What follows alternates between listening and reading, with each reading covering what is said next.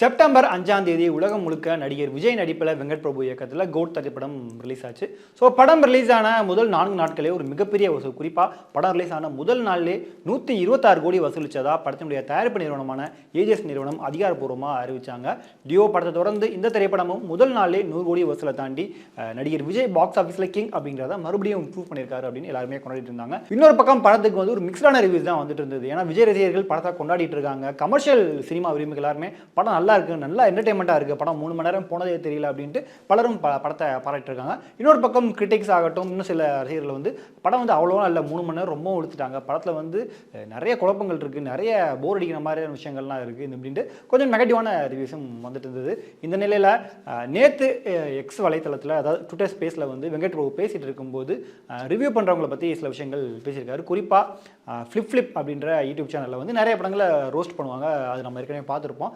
அந்த மாதிரி கோட் திரைப்படத்தையும் அவங்க ரோஸ்ட் பண்ணியிருக்காங்க. ஸோ நேற்று அந்த மாதிரி அந்த ட்விட்டர் ஸ்பேஸில் வெங்கட் பிரபு பேசும்போது அவங்கள பார்த்தினா அவங்க ரிவ்யூ பற்றி ஒரு விஷயத்தை ஷேர் பண்ணியிருக்காரு. ஸோ முதல்ல ஃப்ளிப் என்ன பேசினாங்க அப்படின்றத பார்த்துடலாம். அவங்க என்ன சொல்லியிருக்காங்க அப்படின்னு பார்த்தீங்கன்னா, வழக்கம் போல் அவங்க ரோஸ்ட் தான் பண்ணியிருக்காங்க.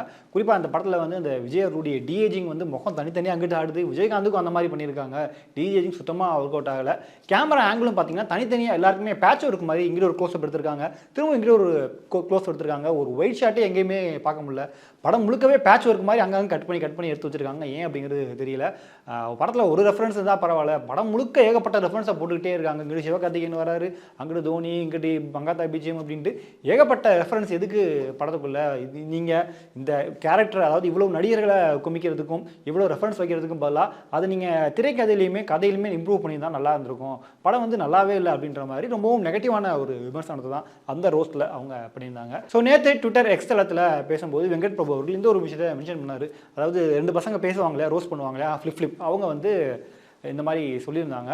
ஆக்சுவலாக நம்ம வந்து மக்களுக்கு பிடிக்கணும், அதாவது ரிவ்யூ பண்ணுற எல்லாருமே வந்து ஒரு ஃபிலிம்க்கான ரிவ்யூ தான் பண்ணுறாங்க. இது வந்து ஒரு கமர்ஷியல் மூவி, கமர்ஷியல் ஆங்கிளில் இந்த படத்தை யாருமே ரிவ்யூ பண்ணல, அந்த மாதிரி யாரும் பார்க்கல போல ரிவ்யூ பண்ணுறவங்க. இவங்க பேசும்போது கூட ஏகப்பட்ட ரெஃபரன்ஸ் அது இதுன்னு சொல்கிறாங்க. அதாவது ஒரு மிகப்பெரிய நடிகர் நடிக்கக்கூடிய படத்தில் இவ்வளவு மற்ற சூப்பர் ஸ்டாருடைய ரெஃபரன்ஸ்லாம் வைக்கிறதுக்கு வேறு எந்த ஒரு நடிகரும் ஒத்துக்க மாட்டார். நடிகர் விஜய் அதை ஒத்துக்கிட்டாரு. அவர் நினச்சிருந்தா வேணான்னு சொல்லிட்டு போயிருந்துருக்கலாம்.